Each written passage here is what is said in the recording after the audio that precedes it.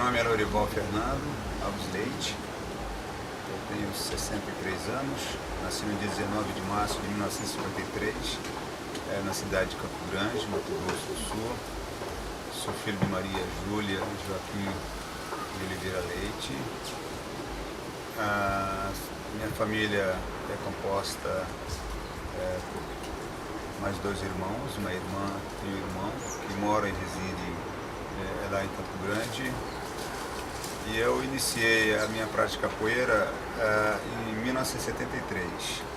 Eu comecei inicialmente com o mestre Gato de Sinhá, que foi discípulo do mestre Caiçara, e 6 meses após ele foi para Corumbá, no Mato Grosso, e eu reiniciei, na verdade, com o mestre Fernandinho.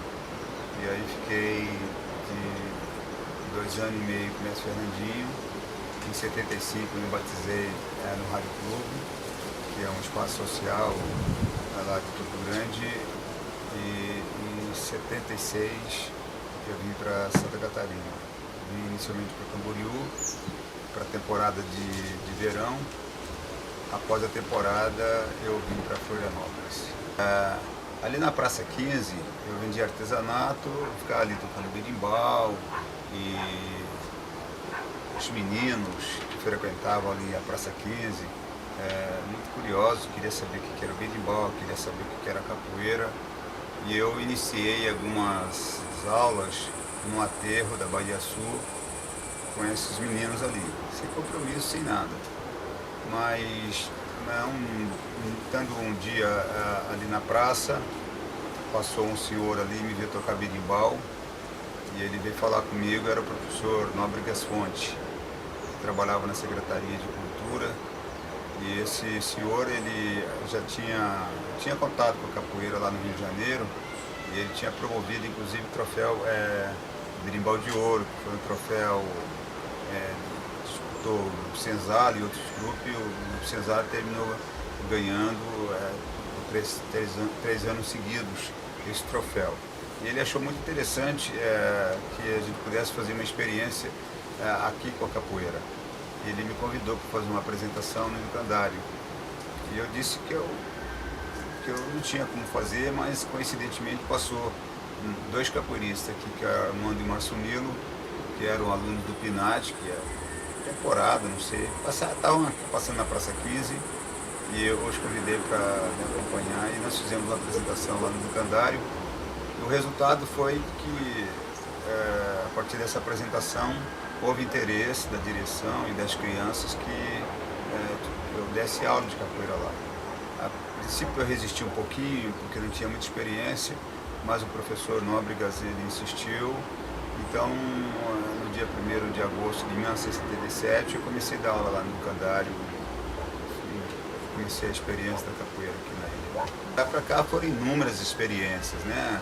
O primeiro grupo que a gente fundou lá foi o grupo Quilômetro Palmares, Educandário 25 de novembro. E houve um momento também lá no Educandário em que houve interesse dos professores, dos monitores, dos funcionários em aprender capoeira. Então eu montei uma academia lá dentro, quer dizer, era a academia das crianças, e eu comecei a dar aula para os adultos. E algumas pessoas da comunidade também eu comecei a dar aula. A direção abriu precedente para que eu pudesse dar aula também para algumas pessoas da comunidade. E eu não me lembro bem se foi em 81, mas foi em 81, eu tive a oportunidade de começar a dar aula numa academia, na Academia da Jussara, lá no centro, na rua General Bittencourt. Mas antes disso, antes de vir dar aula no Educandário, a primeira experiência de fato foi na Bahia Arte, que fica na General Bittencourt, ali no centro, onde eu, por uns 2 ou 3 meses, eu fiz um trabalho ali. Eu estava na Praça 15 e comecei a dar aula na Bahia Arte, que era uma loja de artigos de artesanato, e o Calunga, ele começou ali. Então, na verdade, o Calunga foi meu primeiro aluno, ele e um outro rapaz que eu não me recordo o nome, e foi uma experiência muito breve. Por isso que eu conto que a experiência de fato, de um trabalho efetivo, foi no Educandário, porque ali foi muito rápido, assim, E no educandário não, no educandário eu fiquei, eu acho que 5 ou 6 anos dando aula lá, né? E, enfim, então quando eu comecei a dar aula lá no educandário para os adultos, houve interesse de algumas pessoas para que eu desse aula além do educandário em outro espaço. Aí surgiu o estudo de dança da professora Jussara, e eu comecei a dar aula ali, e aí realmente começou um interesse muito grande da comunidade, estudantil, enfim. E aí, depois de um período que eu estava dando aula lá, teve um aluno, Davi Rocha, que era uma pessoa, tinha um comércio de pescado rochas, e ele resolveu investir para a gente montar uma academia. E aí eu montei a Academia Berimbau de Ouro ali na Francisco Tolentino, né, que era Centro Catarinense de Capoeira Regional. Posteriormente ficou com esse nome, né? Inicialmente não. Mas ali, então eu montei a Berimbau de Ouro. Foi o segundo grupo, né? Depois do grupo infantil. E ali naquele espaço convivia o pessoal da comunidade de Florianópolis, mais as crianças lá do educandário. Então, Pinóquio, Lapa, Morim, enfim, todas as crianças lá que já faziam capoeira há algum tempo, passaram a fazer capoeira também ali na Francisco Tolentino. Após esse Francisco Tolentino, eu fui para o IEPC, lá no alto da Felipe Schmidt. Comecei a fazer um trabalho ali também de capoeira, porque aí eu tive que fechar a academia. E depois dali eu fui para Vadocan. Ali na Vadocan eu montei o Grupo Nação. O Santana, o Álvaro Luiz, a Rosa, a Luciana, o Dimival, logo um pouquinho mais, a Moreno, Cabeleira. Puxa vida, ali foram tanta gente, Nadarizinho, Daniel, que eu me lembro, Lapa, quer dizer, que era do educandário, que continuou ali. Quem mais? O Getúlio, Paulinho, que agora mora há alguns anos, já mora lá em Blumenau. Quem mais?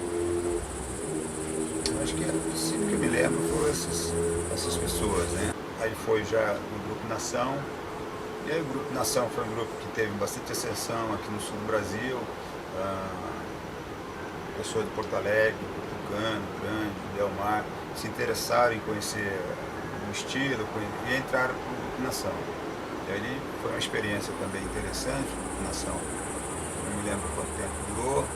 Depois eu deixei o Nação para fundar o Capoeira. Montei uma academia lá na Bela Vista, na rua Avenida Brasil. Dei aula também lá no ginásio. E dei aula no ginásio, não me lembro se foi eu, mas eu dei aula no centro comunitário lá da Bela Vista. Lá eu me lembro que eu dei aula lá. Depois fui dar aula em casa. Eu montei aquela academia lá em casa. Depois montei uma outra academia na Bela Vista 2, que era Bela Vista 1, 2 e 3, né? E fiquei um período lá, depois voltei para o centro, em Florianópolis. E aí o Capoeira também continuou essa experiência, mas aí já não estava mais o pessoal do Rio Grande do Sul. E aí eles ficaram no Nação, né? Tucano, Gui, esse pessoal continuou no Nação e eu fundei o Capoeira. Também ficou o quê? O Capoeira,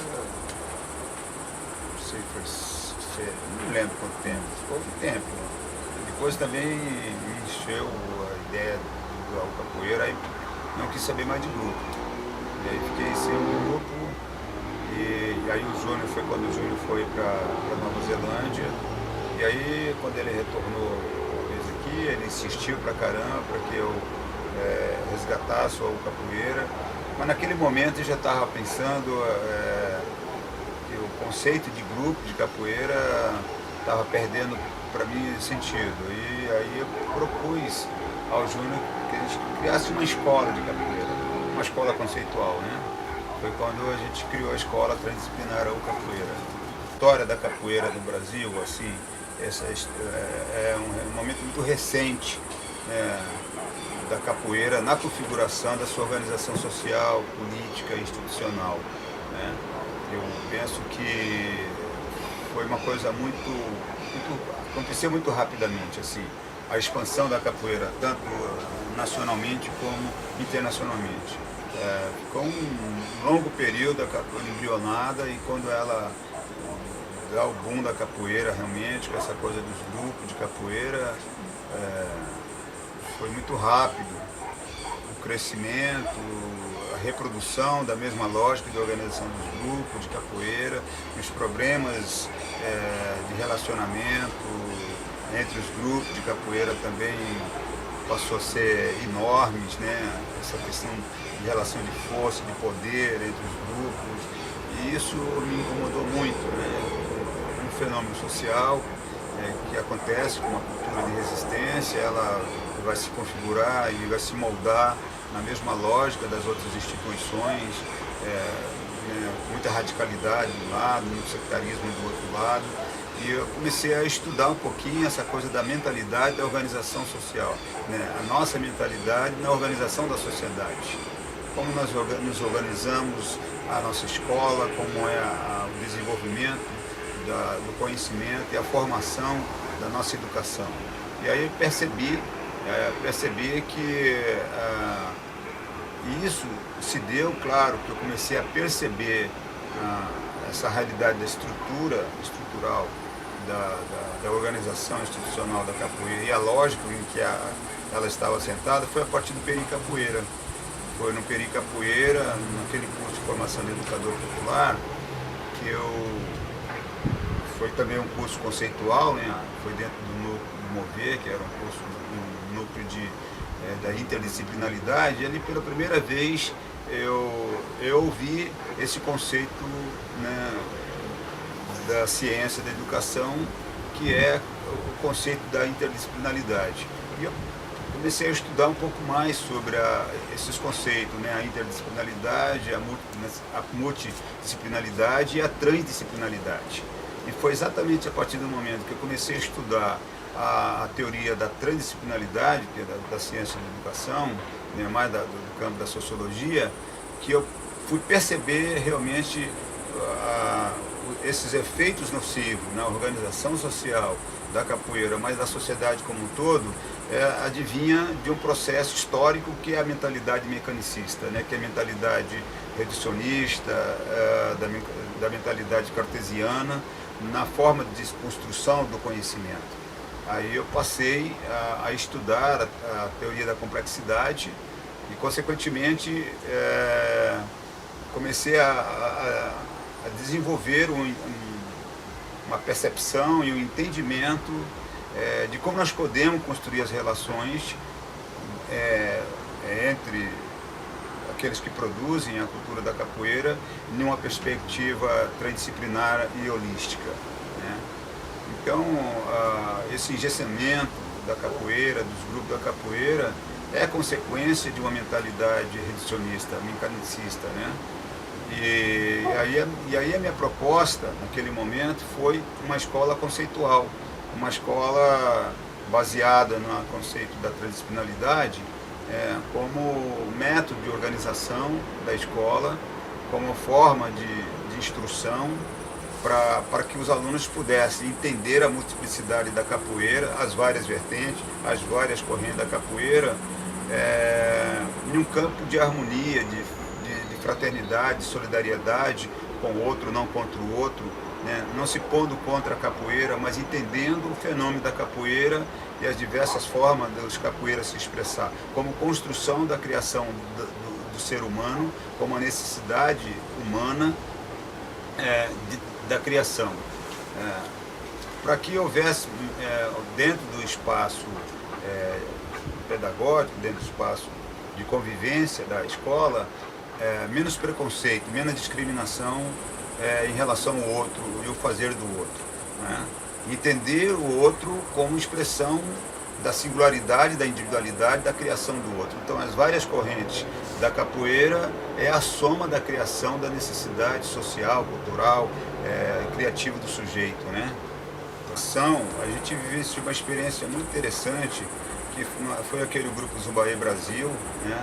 Que foi uma experiência inovadora aqui em Florianópolis, do ponto de vista artístico, né? Tratar as manifestações afro-brasileiras artisticamente, né? Tanto a puxada de rede, o maculelê, o samba de roda, Que mais? A gente fazia umas performances também, da capoeira contemporânea, da capoeira regional. E eu acho que essas manifestações, como o maculelê, o jongo, o samba de roda, está muito próximo, né? Hoje está muito próximo dos grupos de capoeira. Principalmente no Norte e Nordeste, essas expressões estão juntos, né, com um trabalho de capoeira. Aqui, esporadicamente, a gente vê um trabalho, o outro, principalmente em datas de eventos, assim, aí, né, mas não é uma coisa do cotidiano. Talvez o maculelê seja uma coisa mais presente nos grupos de capoeira, né? E com relação à religião afro, eu diria assim, Jô, que as raízes da expressão da cultura afro, né, não tem como negar a ancestralidade, né? Agora, a religiosidade em si, elas são coisas antagônicas. Eu acho que em alguns momentos as pessoas tendem a misturar por desconhecimento e tendem a misturar por conhecimento, né, por identidade. Então, a pessoa que vem da religião e entra na capoeira, essa pessoa ela tende, muitas vezes, a misturar símbolos, significado da religião com a capoeira. Mas eu vejo a capoeira como uma manifestação muito própria, assim como vejo a religião como uma manifestação muito própria. Mas como ela tem raízes de um povo, e esse povo expressa, né, de várias maneiras suas crenças, seus rituais, a sua musicalidade, daí a razão pela qual confunde-se a capoeira com religião. Mas eu acho que a capoeira é capoeira, religião é religião. Quem é religioso é o capoeirista, né, que aí ele tem a opção de ser qualquer coisa quando se trata de religião, né? Eu acho assim, de extrema importância a memória histórica, né? É você fazer um registro dos personagens que vem construindo o processo histórico da capoeira na ilha. Então, eu acho que é um documento importante que servirá para as futuras gerações, né? Cada um contando um pouquinho da sua vivência, da sua história. E esse registro ele é importante em termos de documentação, né? Em termos de memória. E a iniciativa do Fórum, não só dessa iniciativa do mapeamento, como outras iniciativas, eu acho extremamente louvável e importante. Isso denota a maturidade dos capoeiristas da comunidade daquele de Florianópolis. Várias iniciativas de vanguarda, como é a questão do fórum, a maneira em que as pessoas vêm construindo processos coletivos, é sempre um desafio muito grande, você sabe disso, mas os resultados eles aparecem, né? Porque embora seja meia dúzia de pessoas trabalhando, mas quando trabalham de verdade, né? Se dedicam mesmo e as iniciativas se materializam através dos eventos. Enfim, as coisas que são feitas realmente, como é o caso do mapeamento aí. Eu já aproveito para parabenizar a todos, né? Assim, pela persistência, pela dedicação, mesmo sabendo que os desafios são sempre muito grandes, né? De relatar 3 momentos, talvez vou ser muito injusto com outros momentos que não me vêm à memória. Mas o primeiro momento foi quando eu fui apresentado num evento realizado pelo finado mestre Monsueto, lá na Academia Budokan, se não me engano, lá em Porto Alegre, tá? E nessa ocasião estavam vários mestres conhecidos, mestre Sergipe, mestre Murati, mestre Toro, mestre Índio, Cacau, se não me engano, mestre Pernambuco, Piton e mestre Monsueto. E ali eu ainda um aluno, fazia pouco tempo que eu estava dando aula no Educandário 25 de Novembro, e ele termina me apresentando como mestre. E ali começa uma história, porque eu não era mestre e disse a ele que eu não era mestre. Ele falou, mas ele insistiu e me apresentou como mestre. E ali foi muito constrangedor, porque ao mesmo tempo que eu disse para ele não dizer, ele disse, e diante de pessoas que já tinham nome, já eram mestres consagrados, né? Como era o caso do mestre Sergipe, o mestre Toro, por exemplo, do Rio. E eu fiquei extremamente seguro naquele evento, assim, por ser o mais novo de capoeira, não mais novo de idade, mas todos nós próximos na nossa idade, né, todos mais jovens. E eu lembro-me que quem me chamou muita atenção foi o mestre Toro lá da Associação Cordabamba lá no Rio. E eu mandei uma carta para ele dizendo que eu não era mestre. Quem tinha me apresentado como mestre foi o mestre Mansueto. E para minha surpresa ele mandou a resposta dizendo: não, tu é mestre sim. Você só usa a corda verde e branca e luta para honrar.